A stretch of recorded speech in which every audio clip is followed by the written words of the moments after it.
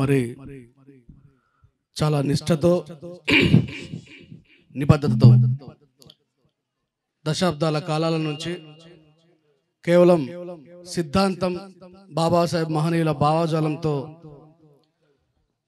గత 15-17 సంవత్సరాల నుంచి పరిచయం ఉన్నటువంటి వ్యక్తి అశోక్. నాకు కొంచెం ఘాటుగా సూటిగా మాట్లాడతా, మనం మాత్రమే కాకుండా వీడియో ద్వారా మిగతా వాళ్ళకి కూడా వెళ్ళాలి కాబట్టి సిద్ధాంతపరంగా బ్రతకడం అనేది నిరంతరం నిప్పుల కొలిమితో చెలిమి చేయడం లాంటిదే. మరి తన కళాన్ని గలాన్ని కేవలం బహుజనవాదం కోసమే ఉపయోగించినటువంటి అశోక్కి, ఆయనని కన్న తండ్రికి ఎంతో కష్టాలలో కూడా ఎలాంటి గవర్నమెంట్ బెనిఫిట్స్ పొందకపోయినా they are not beneficiaries of government. ఎట్లాగైతే డాక్టర్ బాబాసాహెబ్ అంబేద్కర్ గారు pay back to the society అని చెప్పారో, మరి గౌరవనీయులు మల్లయ్య గారు కూడా ఎలాంటి గవర్నమెంట్ ఎంప్లాయీ కాదు, భారత రాజ్యాంగం ద్వారా ప్రభుత్వం చేత ఎలాంటి బెనిఫిట్ పొందకపోయినా, మరి అశోక్ కుటుంబ సభ్యులు కూడా పొందకపోయినా, ఒకవేళ పొందితే కేవలం ఒక విద్య మాత్రమే పొంది ఉండొచ్చు అని మాత్రమే అనుకుంటున్నా. మరి మిగతా మన జాతిలో పుట్టినటువంటి గాడిద కొడుకుల కంటే చాలా ఉత్తమమైనటువంటి గొప్ప వ్యక్తిని కన్నాడు మల్లయ్య బాపు అని చెప్పేసి సందర్భంగా చెప్తా ఉన్నా. ఎంతో మంది బాబాసాహెబ్ అంబేద్కర్ గారి యొక్క త్యాగాన్ని అనుభవించి కూడా మర్చిపోయిన వాళ్ళకంటే అశోక్ని నేను చాలా దగ్గరగా చూశాను.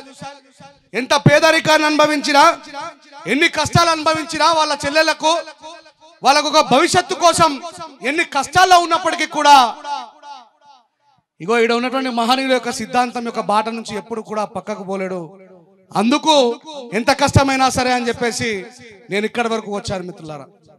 అంటే రాను రాను సిద్ధాంతంలో నిలబడడం అంటే కూడా ఒక పోరాటం అయిపోయింది. పోరాటం చేయడం ఒక పోరాటం అయితే, నిజాయితీగా ఉంటూ సిద్ధాంతంలో నిలబడడం కూడా ఒక పోరాటం అయిపోయింది. మనం చాలా సందర్భాల్లో చూస్తూ ఉన్నాం. ఆ పోరాటాన్ని నిజాయితీగా నిలపలేక చాలా మంది పక్కదారి పడుతున్నప్పటికీ కూడా మరి అశోక్ లాంటి వాళ్ళు ఇంకా సిద్ధాంతం కోసం మేము ఉంటాం అని చాటి చెప్తున్న వాళ్ళకి అన్ని రకాలుగా మద్దతుగా నిలవాల్సినటువంటి బాధ్యత మనం అందరం కూడా ఒక కుటుంబ సభ్యులం కాబట్టి ఆయనకి దీని తదనంతరం కూడా మనం కేవలం అశోకే కాదు, ఎవరెవరైతే బహుజన సిద్ధాంతం కోసం పోరాడుతున్నారో, మిగతా వాళ్ళు ఎవరైతే సిద్ధాంతం నుంచి పక్కకు పోయినారో వాళ్ళందరూ కూడా మంచిగానే బతుకుతున్నారు. కూలి పని చేసుకుంటారు, కైకిల్ పని చేసుకుంటారు. కైకిల్ పని చేసుకోవడం మీన్స్ ఇష్టమైన పాటలు రాస్తూ ఏదో ఒక రకంగా అయితే ఉన్నారు. కానీ తన నిజాయితీని ఎక్కడ కూడా అమ్ముడు పోకుండా కాపాడుతూ సమాజానికి ఒక దిక్సూచిగా ఉంటూ రాబోయే భవిష్యత్ తరాలకు కూడా అరే ఆ సందర్భాలలో కూడా అమ్ముడు పోకుండా సిద్ధాంతం కోసం నిలబడ్డ వాళ్ళు ఉన్నారు అని చెప్పి తెలపడం కోసం తన తాపత్రయం. ఎందుకంటే నేను రాత్రి పగలు చాలా సందర్భాల్లో ఆయనతో కలిసి పనిచేసినప్పుడు నేను దగ్గర ఉండి అశోక్ని దగ్గరుండి చూసినా కాబట్టి ఈ సందర్భంగా ఇలాంటి వ్యక్తులు ఉన్నారనే విషయం ఇంకా ఈ సమాజంలో తెలవాలా.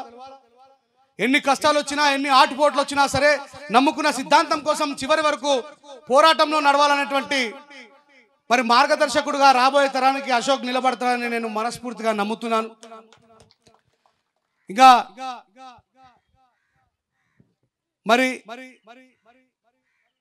మనమందరం కూడా చాలా తక్కువ మొత్తంలోనే హాజరైనం.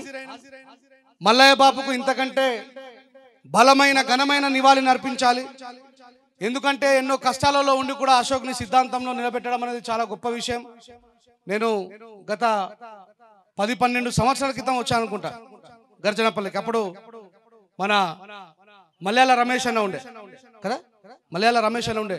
ఈ విలేజ్కి వచ్చిన తర్వాత అసలు ఏ ఇంటి గడప తొక్కినా ఇంటికి ఒక సిద్ధాంతకర్త ఉన్నాడు. అంత గొప్ప గ్రామం ఈ గర్జనపల్లి. నిజంగా అశోక్ నన్ను తీసుకెళ్లి చాలా మందిని పరిచయం చేసే నేనేమనుకున్నానంటే వాళ్ళందరూ కూడా ఎస్సీలే కావచ్చని.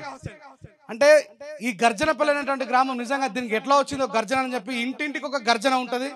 అలాంటి గర్జనపల్లిలో పుట్టినటువంటి మన అశోక్ కూడా బహుజన గర్జనగా పేరు తెచ్చుకొని మరి ముందుకు పోతూ మేమందరం కూడా నీకు ఎప్పుడు సహాయ సహకారం అందిస్తూనే ఉంటాం.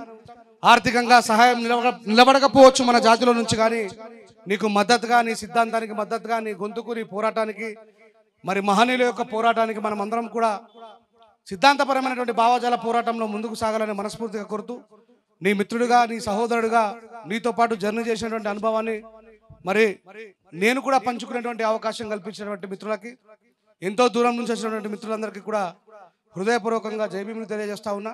ఇలాంటి వ్యక్తుల్ని కాపాడుకోవాల్సినటువంటి బాధ్యత మనందరిపై ఉందన్నది విషయాన్ని ఒకసారి గుర్తు చేస్తూ, అమ్ముడు పోతున్న దొంగల కంటే ఇట్లా అమ్ముడు పోకుండా నిప్పులలో కాలుతున్నటువంటి వ్యక్తులను మనం కాపాడుకోవాల్సినటువంటి బాధ్యత ఉందని చెప్పి మనస్ఫూర్తిగా తెలియజేస్తూ, మరొకసారి ప్లాట్ఫామ్కి మరి అశోక్ వాళ్ళ కుటుంబ సభ్యులందరికీ కూడా నా ప్రగాఢ సానుభూతిని తెలియజేస్తూ, మల్లయ్య బాపు మరణించలేదు, అశోక్ రూపంలో, అశోక్ తర్వాత రాబోయే రూపాలలో పోరాటంలో నిత్యం కూడా జీవించే ఉంటాడు.